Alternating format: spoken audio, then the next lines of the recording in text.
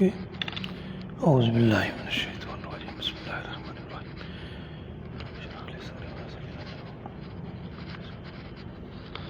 نحمدہ ونصلی ونسلم علی رسولہ النبی الکریم اما بعد فاعوذ باللہ من الشیطان الرجیم بسم اللہ الرحمن الرحیم الحمد للہ رب العالمین الرحمن الرحیم مالک یوم الدین صدق اللہ العلی العظیم وصدق رسولہ النبی الکریم۔ معزز حاضرین و سامعین اور ناظرین گرامی قدر، آج ہمارا موضوع ہے قرآن اور اعلیٰ انسانی کردار کی تشکیل کے ضابطے۔ اللہ رب العزت نے سورہ فاتحہ میں انسان کے اعلیٰ کردار کو تشکیل دینے کے مختلف ضابطوں کو بیان کیا ہے۔ انسان کو اپنی زندگی میں اس ذات کا پرتو ہونا چاہیے جس نے اس کو پیدا کیا ہے۔ یہ انسان خلق اور مخلوق ہو کر اپنے خالق کی صفات کا آئینہ دار ہو اور اس کی صفات کی یہ عملی شہادت اپنے کردار سے پیش کرے، تو یہی اس انسان کی شخصیت و کردار کی تعمیر کے لیے سب سے بڑا ضابطہ اور اصول ہے۔ ایک انسان کو اپنی صفات اور خصائل میں عالمگیر انسانی اخوت کا پیکر ہونا چاہیے، اور یہ انسان تمام انسانوں کو اللہ سے تعلق ربوبیت کی وجہ سے رشتہ اخوت میں منسلک کرتا ہو اور اپنے اس عمل میں ہر جگہ پر نظر آئے۔ اسی طرح ایک مسلمان دوسرے مسلمان کو اس تعلق اخوت میں ہر لحظہ مضبوط کرتا ہوا دکھائی دے، تو اس کی شخصیت صحیح نہج پر اپنے کردار کی تعمیر کا آغاز کر رہی ہوگی۔ اس لیے جب ایک انسان اپنی زبان سے الحمدللہ رب العالمین کے کلمات 5 مرتبہ ادا کرتا ہے، تو ان کلمات کے ذریعے اپنے رب کی آفاقی اور کائناتی اور عالمی ربوبیت کا اقرار کرتا ہے، اور ان کلمات کے ذریعے اپنے دائرہ کار کو بھی قبائلی، نسلی، علاقائی نسبتوں سے بالا تر کرتا ہے۔ ایک انسان اپنی شخصیت کو رب العالمین کے ایک عالمی اور آفاقی نظام ربوبیت سے وابستہ کر کے محدود عصبیتوں، گروہی وفاداریوں اور رنگ و نسل کے محدود دائروں اور طبقاتی تقسیموں سے خود کو الگ تھلگ کر دیتا ہے، اور خود کو ایک وحدت کی لڑی میں پرو دیتا ہے۔ ذات رب العالمین کے ساتھ وابستہ ہو کر انسان تعصبات کے بتوں کو پاش کر دیتا ہے، اور محدود وفاداریوں کے اثار کو توڑ دیتا ہے اور خود کو عالمگیر انسانی اخوت کا پیکر بناتا ہے۔ رب کی عالمگیر ربوبیت انسان کی ذات و شخصیت اور کردار سے ومن احسن من اللہ صبغہ کا تقاضا کرتی ہے۔ اسلامی اخوت اور اسلامی وحدت کا ہر ایک انسان سے یہی مطالبہ ہے کہ ہم دوسرے انسانوں سے نفرت نہ کریں اور ان سے کسی قسم کا تعصب نہ کریں، ان سے حق زیست نہ چھینیں، ہر ایک انسان کو اپنے سینے سے لگانے والے بنیں، ہر کسی کی فلاح و بہبود کا سوچیں، اپنے عمل کو اخوت اور محبت والا بنائیں، اپنی ذات و کردار سے وحشت اور بربریت کا خاتمہ کریں، زبان و قلم کو وحدت اور اخوت سے آشنا کریں، ہر دجل و فریب سے اعراض کریں، فرقہ پرستی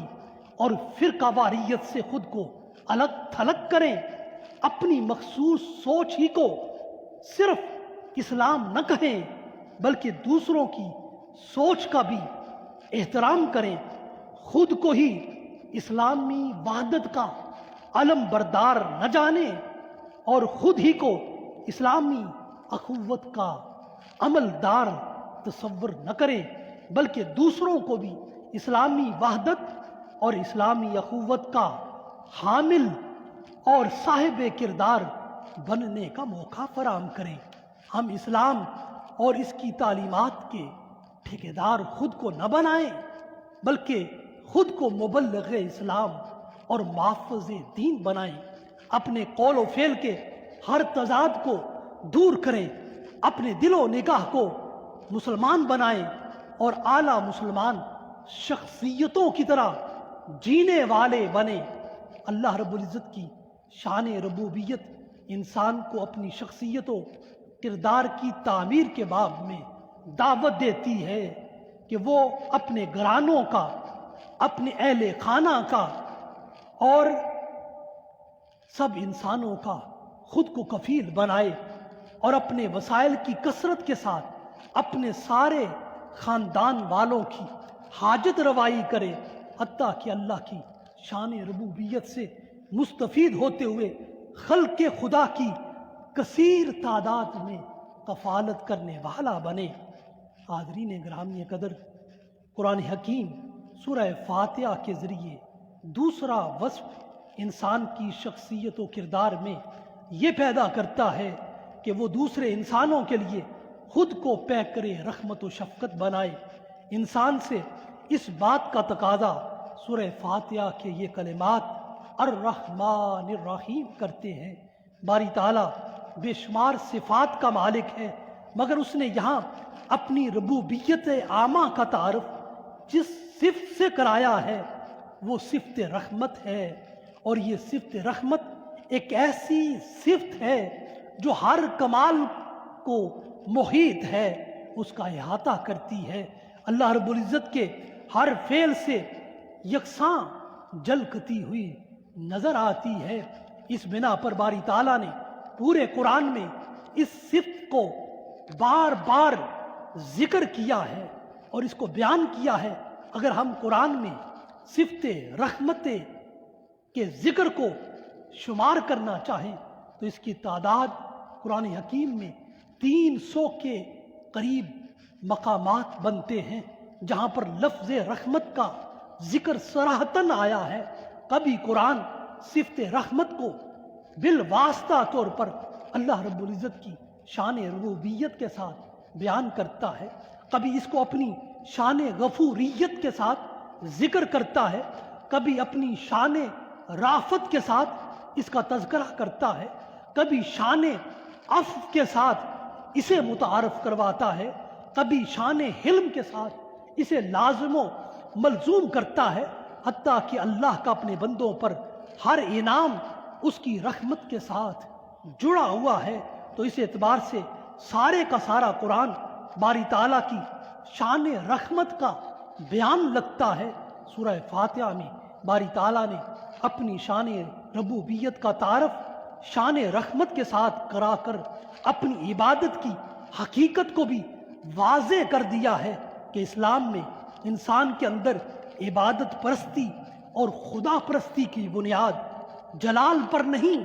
بلکہ اللہ کی شان جمال پر ہے، قہر و غضب پر نہیں بلکہ رحمت و رافت پر ہے، اسی طرح خوف و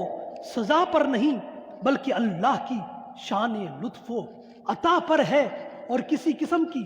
وحشت پر نہیں بلکہ سراسر محبت الہیہ پر ہے، حتیٰ کہ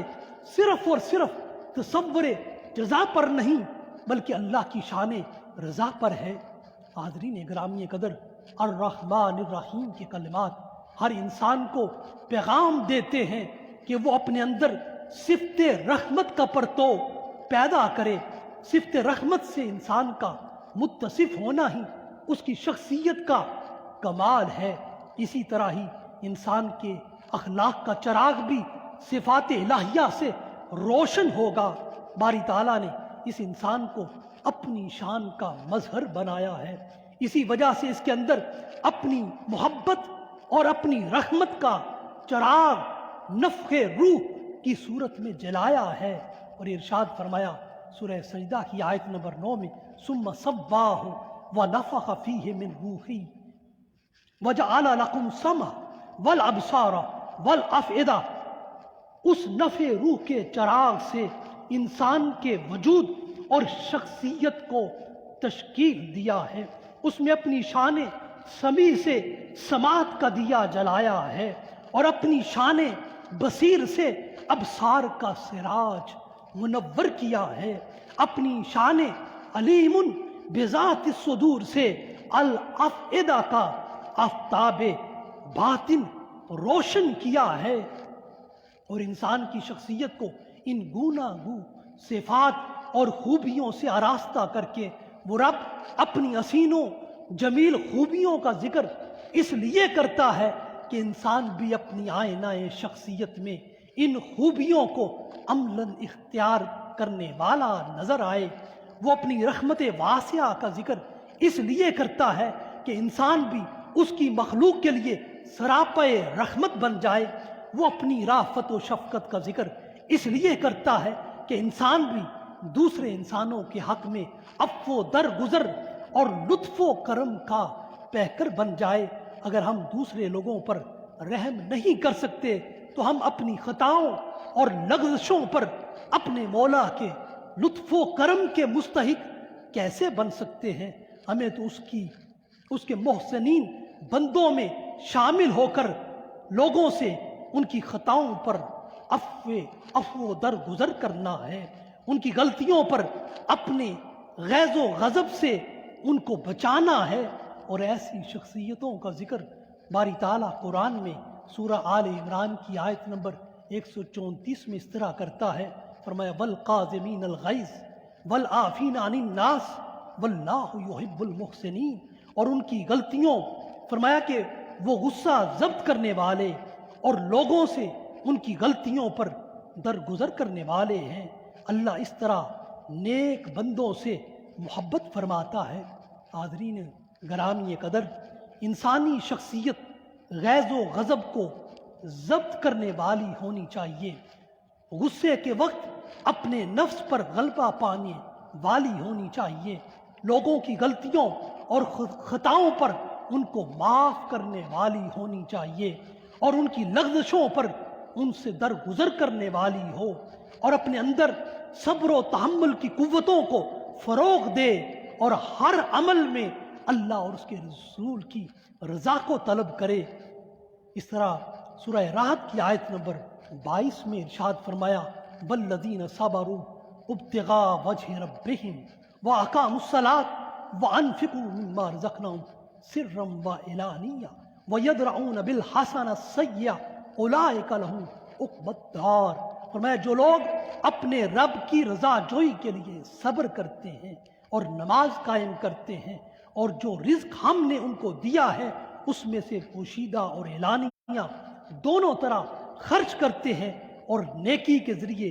برائی کو دور کرتے رہتے ہیں، یہی وہ لوگ ہیں جن کے لیے آخرت کا حسین گھر ہے۔ حاضرین گرامی قدر، انسان کی شخصیت ہمیشہ پیکرے رحمت بن کر رہے، ہر لمحہ اور ہر لحظہ اللہ کی رضا اور خوشنودی کی طالب رہے، انسان کی زندگی کا ایک ایک پل اس کی اطاعت میں گزرے، حتیٰ کہ اگر کوئی انسان اس کے ساتھ برائی کرے تو یہ اس کے بدلے میں اس کے ساتھ اچھائی کرے، اور ہر اس کی برائی کا بدلہ اسے اپنی نیکی اور اچھائی اور خیر خواہی سے دے۔ اصل کردار انسانیت کا یہی ہے۔ یہ بڑی ہمت اور بڑی جرأت کا کام ہے، اور اس طرح کے کام ہی حوصلے کے کام ہیں۔ اس لیے قرآن کہتا ہے ان ذالک لمن عزم الامور، سورہ شورى کی آیت نمبر 43 میں، یقیناً یہ بڑے بلند حوصلے کی بات ہے۔ باری تعالیٰ انسانوں کے درمیان عداوت کی آگ کو شروع ہی سے بجھا دیتا ہے، دشمن کے ساتھ بھی رحمت والا سلوک اس کی نفرت اور عداوت کو کم کرتا ہے۔ الرحمن الرحیم کے کلمات انسان کی شخصیت میں خلق خدا کی محبت پیدا کرتے ہیں، لوگوں سے نفرت کا خاتمہ کرتے ہیں، اور ہر ایک کے ساتھ رحم کا جذبہ فروغ دینے کی تلقین کرتے ہیں، ظلم کی ہر صورت کو روکتے ہیں، ہر کسی سے وفا کا درس دیتے ہیں، جفا سے منع کرتے ہیں، گناہ سے نفرت سکھاتے ہیں، گناہ گار سے محبت کی تعلیم دیتے ہیں۔ اور اسلام کی یہی تعلیم ہے کہ گناہ سے نفرت کرو، گناہ گار سے نہیں، مرض سے نفرت کرو، مریض سے نہیں، غربت سے نفرت کرو، غریب سے نہیں، اس لیے کہ نیکوکاروں سے زیادہ گناہ گار اور صحت مندوں کی بجائے بیمار اور دولت مندوں کی نسبت غریب لوگ ہماری توجہ اور رحمت و محبت کے زیادہ مستحق ہیں۔ طبیب کا کام مرض سے نجات دلانا ہے، مریض سے نہیں۔ اسی طرح مسلح کی ذمہ داری گناہ گار سے نفرت نہیں بلکہ اس کو گناہ سے دور کرنا ہے، اور وہ گناہ گار ہماری محبتوں کا مستحق ہے، جس کو باری تعالیٰ نے اپنے قرآن میں یا عبادی کے پیار بھرے کلمات کے ساتھ بلایا ہے اور پکارا ہے۔ سورہ زمر کی آیت نمبر 53 میں ارشاد فرمایا قل یا عبادی الذین اسرفوا علی انفسہم، آپ فرما دیجئے اے میرے گناہ گار بندو جنہوں نے اپنی جانوں پر ظلم کیا ہے۔ یہ محبت برا اسلوب خطاب ایک گناہ گار اور خطا کار کے دل سے وحشت اور خوف کو نکال باہر کرتا ہے، وہ پکارنے والے سے مانوس ہو کر اس کی قربت اختیار کرتا ہے اور اپنی اصلاح کی طرف مائل ہوتا ہے۔ اللہ کو اپنے گناہ گار بندوں سے بڑی محبت ہے، اس لیے کہ ان کی نظر تو فقط خدا کی رحمت اور مغفرت پر لگی رہتی ہے، یہ نعمتوں اور جنتوں کے طالب نہیں ہوتے۔ اس لیے رحمت حق بھی دکھی دلوں، منکسر طبیعتوں اور شرمسار نگاہوں والوں کو اپنی بے پایاں رحمت اور اپنی عظیم مغفرت سے نوازتی ہے۔ اس لیے رسول اللہ صلی اللہ علیہ وآلہ وسلم نے ارشاد فرمایا والذی نفسی بیدہ لو لم تذنبوا لذهب اللہ بکم ولجاء بقوم یذنبون فیستغفرون فیغفر لہم۔ صحیح مسلم میں یہ روایت آئی، اس ذات کی قسم، رسول اللہ صلی اللہ علیہ وآلہ وسلم نے فرمایا اس ذات کی قسم جس کے قبضہ قدرت میں میری جان ہے، اگر تم ایسے ہو جاؤ کہ تم سے گناہ سرزد ہی نہ ہو تو خدا تمہیں مٹا کر تمہاری جگہ ایسی قوم لے آئے گا جو گناہ میں بھی مبتلا ہوگی لیکن اس سے بخشش و مغفرت کی طلبگار بھی ہوگی، بس اللہ ان کو بخش دے گا۔ غرضے کے الرحمن اور الرحیم کے کلمات سے انسان کی شخصیت کو یہ خلق میسر آتا ہے جس کو اس خوبصورت شعر کی صورت میں بیان کیا جا سکتا ہے۔ آسائش دو گیتی تفسیر این دو حرف است، با دوستاں تلطف با دشمناں مدار۔ دوستوں کے ساتھ مہربانی اور کرم نوازی کے ساتھ پیش آؤ، دشمن کے ساتھ حسن سلوک کے ساتھ پیش آؤ۔ حاضرین گرامی قدر، انسان کی شخصیت کو بنانے اور سنوارنے کے لیے قرآن ایک اور ضابطہ، ایک اور اصول یہ دیتا ہے کہ انسان اپنے کردار میں پیکر عدالت اور پیکر امانت بن جائے، اور یہ ضابطہ سورہ فاتحہ کے کلمات مالک یوم الدین کے ذریعے سے اکتسابی اور استدلالی انداز میں عطا کرتا ہے، اس لیے کہ مالک یوم الدین کا معنی اور مفہوم یہی ہے کہ ہر نیکوکار اور ہر بدکار کو اپنے عمل کا صحیح بدلہ جزا اور سزا کی صورت میں مل کر رہے، کسی کے ساتھ کوئی زیادتی نہ ہو۔ یوم الدین صحیح معنوں میں یوم العدل ہوگا، جب حقیقی زندگی میں ہر شخص کو وہی مقام ملے جس کا وہ حقیقت میں مستحق اور اہل ہے، تو اس عمل کو ہی عدل کہتے ہیں۔ اگر حقدار کو صحیح مقام نہ ملے یا غیر اہل کو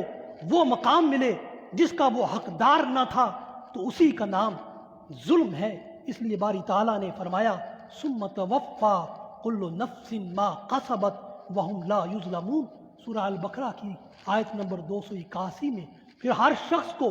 جو کچھ عمل اس نے کیا ہے اس کی پوری جزا دی جائے گی اور ان پر ظلم نہ کیا جائے گا۔ ظلم کی خصلت انسانوں کی ہے،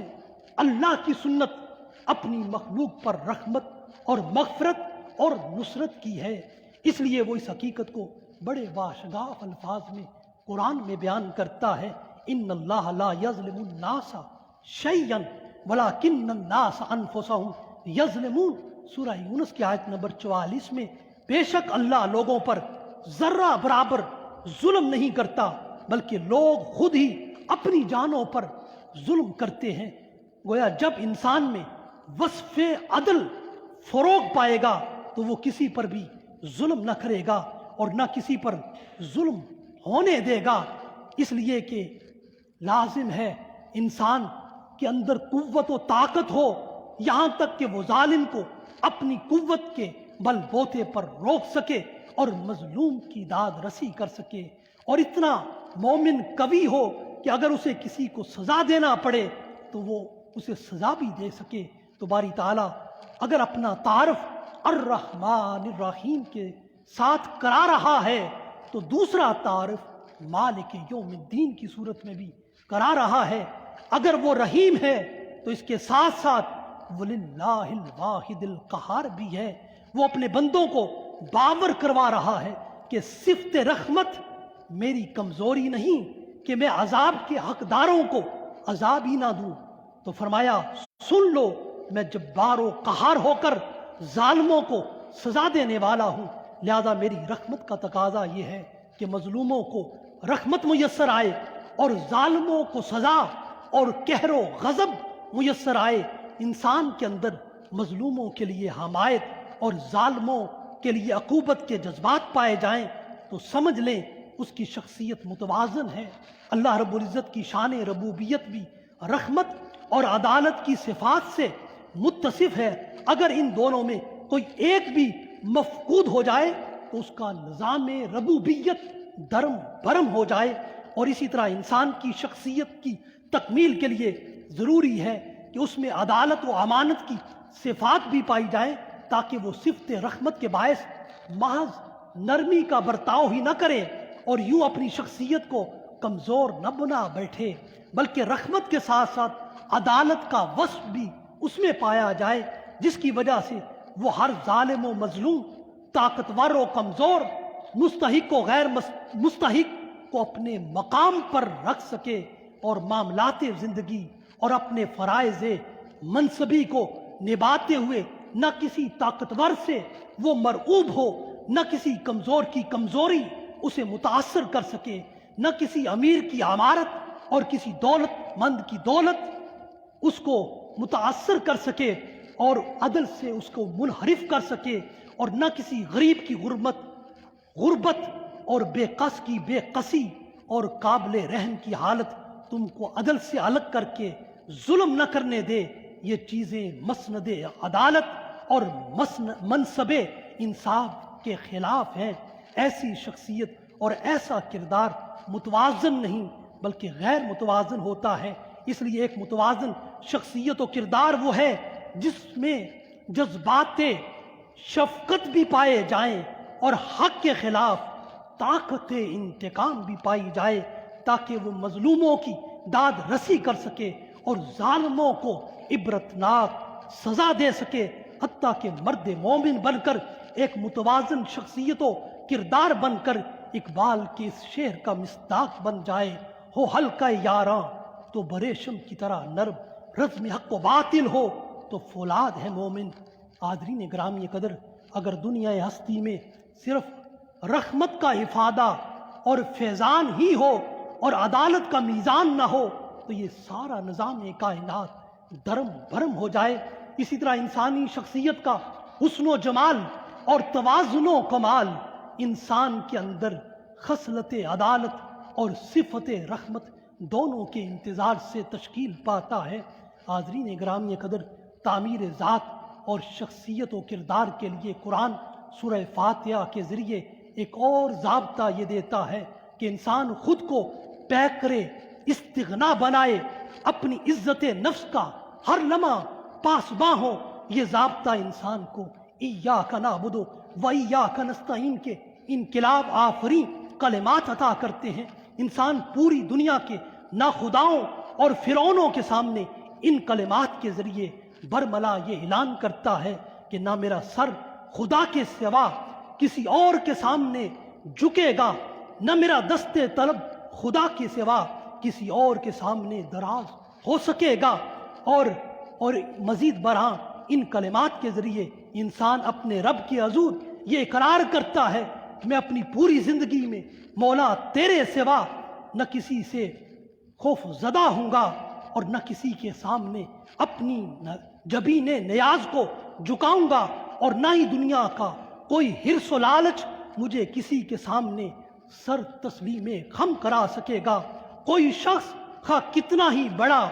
عامر اور مقتدر کیوں نہ ہو اور کتنا ہی بڑا نمرود و فرعون کیوں نہ ہو، وہ میرا سر تو کاٹ سکتا ہے، مگر مولا میرے سر کو تیرے سوا کسی کے سامنے جھکا نہیں سکتا۔ میں تیرا بندہ ہوں، تیری بندگی ہی میری کل زندگی ہے، میں اس میں کسی اور کو شریک ہرگز نہ کروں گا۔ دنیا کے بڑے بڑے قارونوں کے سامنے میرا دامن سوال کبھی دراز نہ ہو سکے گا۔ میں کٹ تو سکتا ہوں مگر میرا ضمیر حق بک نہیں سکتا۔ ہے اللہ، میں تیرے سوا دنیا کی ہر طاقت سے مستغنی ہوں۔ یہی میری زندگی ہے، یہی میری بندگی ہے، اور اپنی اس بندگی کو استغنا کی زندگی سے آشنا کرتا ہوں، اور اپنی بندگی کو ہر حال میں عزت نفس کی پابندی کی زندگی بناتا ہوں، اور اپنی خودی کی اس زندگی میں خوب حفاظت کرتا ہوں، اور دولت مندی اور امیری کی قوت کو بھی اس فقیرانہ زندگی کا اسلوب بدل ہے۔ اس لیے کہ عدم التفات اور بے پرواہی کا وتیرہ اگر فرعون سے طاقتور اور ظالم اور جابر لوگوں کے ساتھ رکھا جائے تو اس کا نام استغنا ہوتا ہے، اور اس کے برعکس اگر یہی وتیرہ کمزور، غریب اور بے قاص و مظلوم افراد کے ساتھ رکھا جائے تو اس کا نام تکبر ہو جاتا ہے۔ اس لیے بیان کیا گیا التکبر مع المتکبرین عبادت، متکبر افراد کے ساتھ تکبر کرنا عبادت ہے۔ گویا متکبر افراد سے استغنا برتنا نیکی ہے، اور کمزور افراد سے استغنا کرنا گناہ عظیم ہے۔ متکبرین کے ساتھ استغنا انسان کی عزت کی علامت ہے، جبکہ ضعیفین کے ساتھ استغنا انسانی ذلت کا نام ہے۔ صراط المستقیم کے کلمات کے ذریعے انسان شخصیت میں تواضع اور انکساری کے احساسات پیدا ہوتے ہیں، اور وہ بارگاہ الہی میں سراپا عجز و سوال بن کر عرض کرتا ہے، اے مولا میں عاجز بے قاص ہوں، تیری سوچ میں خطا کے سوا کچھ نہیں، بس صرف تیری ہی ذات ہے جو مجھے راہ راست پر لا سکتی ہے، حقیقی زندگی کی دولت سے بہرہ ور کر سکتی ہے۔ جب انسان یہ مسلسل اظہار کرنے لگتا ہے تو اس کے اندر تواضع اور انکساری اور نیاز مندی کی کیفیات پیدا ہو جاتی ہیں، اور حقیقت بندگی ہی یہی ہے کہ انسان خود کو اللہ کے حضور عاجز و ناتواں سمجھے، جو شخص جس قدر بارگاہ الہی میں جھکتا جائے گا اسی قدر سر بلند ہوتا جائے گا، اور جو جس قدر عز و نیاز اور گریہ زاری کا مظاہرہ کرے گا اسی قدر وہ عظیم ہوتا چلا جائے گا، اس لیے کہ ابدیت کی انتہا غایت تذلل ہی ہے۔ اسی صورت میں بندے پر خدا کی عطاؤں کے دروازے کھلتے ہیں اور وہ بارگاہ اعزدی سے بزرگی اور عظمت کا تاج پہنتا ہے۔ بندہ وہ ہے جو ہر لحظہ اللہ کے حضور سوالی بن کر رہے، ہر حال میں اس کی عطاؤں کی بھیک مانگتا رہے، اپنی طلب کا دامن ہر لحظہ دراز رکھے، اپنی حسن طلب کو بڑھاتا رہے، اپنے بشری ظرف کو بندگی کے ظرف میں بدلتا رہے، تو پھر رب کی عطا بندے پر مہرباں ہو جاتی ہے اور اس کا کرم بندے کو اپنی طرف بلاتا رہتا ہے۔ ہم تو مائل بکرم ہیں، کوئی سائل ہی نہیں، راہ دکھلائیں کسے، راہ روے منزل ہی نہیں۔ آدمی گرامی قدر، میں آخر پر خلاصہ کلام کی طرف آنا چاہوں گا۔ وقت کی قلت کے پیش نظر کہ انسان کی زندگی دو مرحلوں سے گزرتی ہے، ایک مرحلہ تخلیق ذات کا ہے،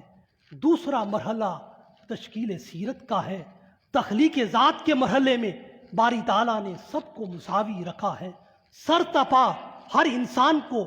خوبصورت اور دلکش انسانی اعضاء عطا کیے ہیں اور ان سب کو حسن توازن سے معمور کیا ہے، اور یوں اس انسان کو تمام مخلوقات کے مابین مرحلہ تخلیق ذات میں اشرف الخلق بنایا ہے، اور اس پوری کائنات خلق میں جس قدر باری تعالیٰ نے انسان کو حسین و جمیل بنایا ہے اس قدر کسی اور مخلوق کو نہیں بنایا۔ اس انسان کی زندگی کا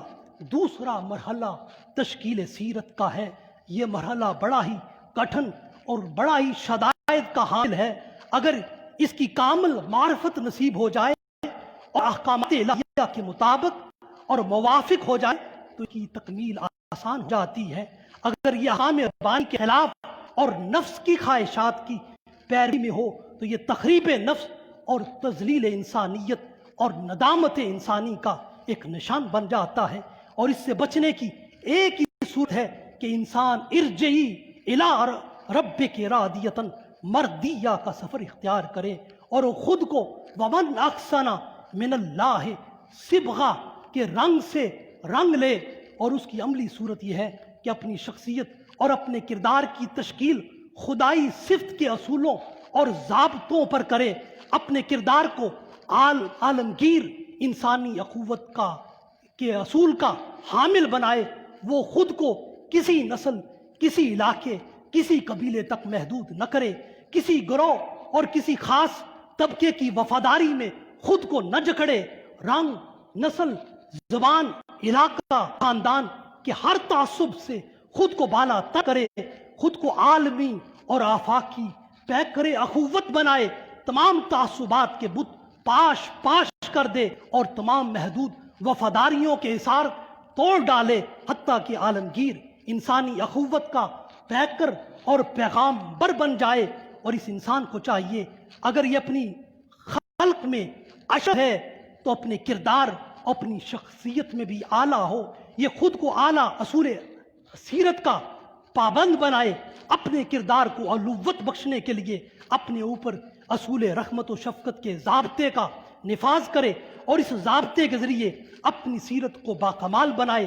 اپنے کردار کو مثالی بنائے اور ساری انسانیت کے لیے سراپے رحمت اور ہر ایک کی کفالت کرنے والا کا جذبہ رکھنے والا خود کو بنائے، اور اعلیٰ انسانی اخلاق کا چراغ اپنے اندر جلائے اور اس کا وجود سب کے لیے پیکر محبت بن جائے، سب انسانوں کے لیے سراپے شفقت بن جائے، اور اعلیٰ کردار کی تشکیل کے لیے انسان کو ایک اور ضابطے کا پابند اپنی شخصیت کو بنانا ہے۔ وہ خود کو ہمیشہ اصول عدالت اور امانت کا پیکر بنائے، اور اس اصول کا تقاضا یہ ہے یہ کسی کے ساتھ زیادتی و ظلم نہ کرے، کسی کا حق نہ مارے، ہر شخص کو وہی مقام دے جس کا وہ حقدار ہے، عدل کے ترازو کو اپنے ظلم سے نہ بدلے، قومی امانت میں خیانت نہ کرے اور دیانت کو بددیانتی کی صورت نہ دے، قومی امانت میں بدعنوانی اور کرپشن نہ کرے، ظالم کو اس کے ظلم سے روکے، مظلوم کی داد رسی کرے اور ناجائز دباؤ کو مسترد کرے، اپنے مفاد کی خاطر کسی کے ساتھ زیادتی نہ کرے، اپنے بچاؤ کے لیے کسی کو نشانہ ستم نہ بنائے، ظالم اور جابر فرائض وقت کے سامنے حق کے لیے ڈٹ جائے، اپنے فرائض منصبی کی ادائیگی میں کسی طاقتور کی طاقت سے مرعوب نہ ہو، اپنے نفس کو مواخذہ اور مقافات عمل کے لیے تیار کرے۔ حاضرین گرامی قدر، عرفہ کردار کی تشکیل کے لیے انسان کو اپنی شخصیت کو ایک اور اصول حیات سے مزین کرنا ہوگا، وہ اصول استغنا ہے اور ضابطہ عزت نفس ہے۔ اس ضابطے کے مطابق دنیا کی ہر قوت و طاقت سے وہ مستغنی ہو، اللہ کی بندگی کو اپنی زندگی بنائے اور اللہ کی بارگاہ میں نیاز مندی کو اپنی متاع زیست بنائے، اپنی جبین نیاز کو اللہ کی بارگاہ میں ہمیشہ خم رکھے۔ دنیا کے آمروں، ناخداؤں، فرعونوں، قارونوں، نمرودوں اور یزیدوں کا کوئی خوف اسے جھکا نہ سکے اور کسی کے بھی سامنے اپنے متاع ضمیر کا سودا نہ کرے، حرص و لالچ کی ہر پیشکش کو ٹھکرا دے، استغنا کی اس دولت کے ساتھ اپنی حیات کے ایک ایک پل کو معمور کر دے، اپنی عزت نفس کا خود بھی محافظ بن کر اپنی زیست کو اللہ اور اس کے رسول کی اطاعت میں بسر کر دے۔ قابل رشک اور قابل فخر کردار کی تشکیل کے لیے انسان خود کو اصول تواضع اور ضابطۂ خاکساری کا پابند بنائے، اللہ کی نعمتوں کی کثرت اور آسائشوں کی زیادت پر اللہ کے حضور جھکتا جائے، خاکی ہو کر اپنی ساری زندگی کو خاکساری کی صفت سے متصف کر دے۔ بندے کی شان بندگی کی پہلی اور آخری نشانی عاجزی اور عاجزی ہے۔ جتنا رب کی خاطر اپنے اندر عجز پیدا کرے گا، رب اس کو اہل زمانہ پر رفت عطا کرتا جائے گا، اس لیے کہ ابدیت کی غایت تذلل اور خاکساری ہے۔ جو اللہ کے حضور سراپا سوالی ہے، وہ دنیا داروں کے سامنے مرتبہ امیری اور حالت دولت مندی میں ہے۔ اگر انسان نے خود کو قابل فخر کردار کا حامل بنانا ہے تو اپنی شخصیت کو اصول اعتدال و توازن سے بھی روشن کرنا ہوگا، اپنی زندگی میں امتن وسطن کی روشنی بھی لینا ہوگی، میانہ روی کو اپنی شناخت بنانا ہوگا، افراط و تفریط کو ترک کرنا ہوگا، راہ وسطیہ کو اپنانا ہوگا، صراط غضب اور صراط دلالت کو چھوڑ کر صراط مستقیم اور صراط ہدایت کو اختیار کرنا ہوگا، راہ کفر اور راہ شرک کو چھوڑ کر راہ اسلام پر چلنا ہوگا، راہ اسراف اور راہ تبذیر کی بجائے راہ توسط و اعتدال کو اپنا شعار حیات بنانا ہوگا، انفاق فی المال میں فضول خرچی اور بخل کی راہ کو ترک کر کے میانہ روی کو اپنی شخصیت و کردار کی شناخت دینا ہوگی۔ حاضرین گرامی قدر، انسان کو خود ہی اپنے آپ کو انسان مرتضی بنانے کے لیے اعلیٰ کردار اختیار کرنا ہے، اس کو اپنی شخصیت کو حق کے ساتھ وابستہ کرنا ہے، باطل سے خود کو جدا کرنا ہے، اپنی زیست کو اصول حق و باطل میں واضح امتیاز کے ساتھ بسر کرنا ہے، سچائی اور نیکی کو ہمیشہ اپنانا ہے اور جھوٹ و برائی کو ابداً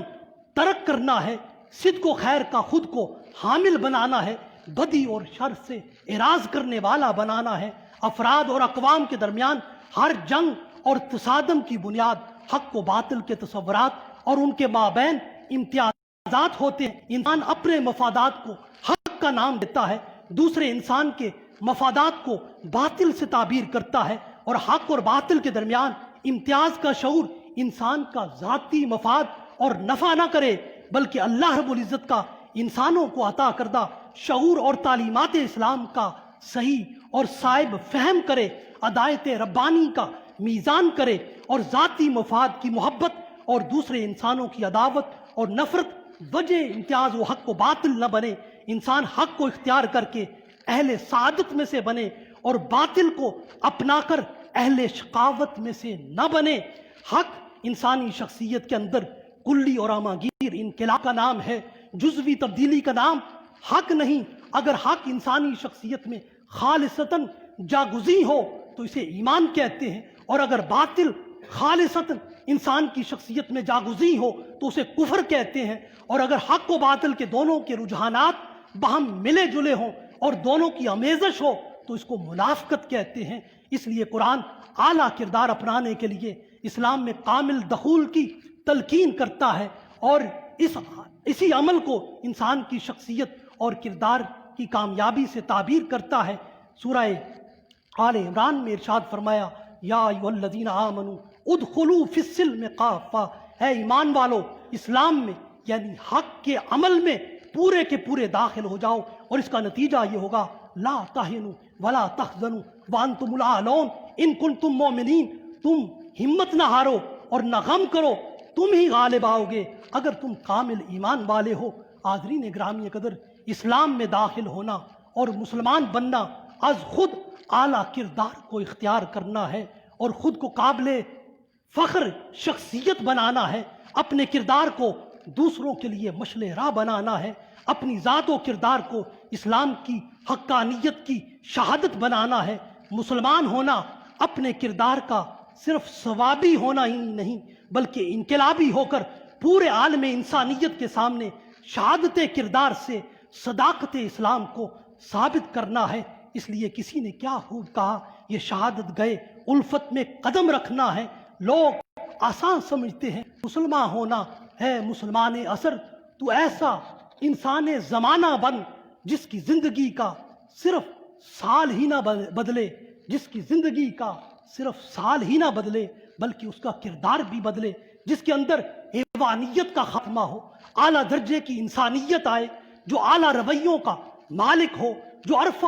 اقدار کا مرقع ہو، جو بلند سوچ کا حامل ہو، جو بہترین خصائل اور عمدہ اطوار میں کامل ہو، جس میں سب انسانوں کے لیے جذبہ خیر ہو، جو اپنے وجود اور اپنی شخصیت میں دوسروں کے لیے سراپا نفع رساں ہو، جس کے اخلاق حسنہ کی زمانہ گواہی دو، اور جو حرص و لالچ کا بندہ نہ ہو بلکہ اخلاص و محبت کا پیکر ہو، جو صرف اپنے لیے نہ جیے بلکہ دوسروں کے لیے جینے والا ہو، جو ہر لمحہ اپنے اخلاق و کردار کی اصلاح کرنے والا ہو اور ان کو اعلیٰ و عرفہ تغیر کی طرف گامزن کرنے والا ہو، اور اعلیٰ کردار کے لیے عرفہ تغیر ہی اس کی حیات کی حقیقت اور اس کائنات کی عملی شہادت ہے، اور اس کائنات سے لمحہ بلمحہ اور دم بدم یہی آواز آ رہی ہے، سکون محال ہے قدرت کے کارخانے میں، سکون محال ہے قدرت کے کارخانے میں، ثبات ایک تغیر کو ہے زمانے میں، ثبات ایک تغیر کو ہے زمانے میں۔ وآخر دعوانا الحمدللہ۔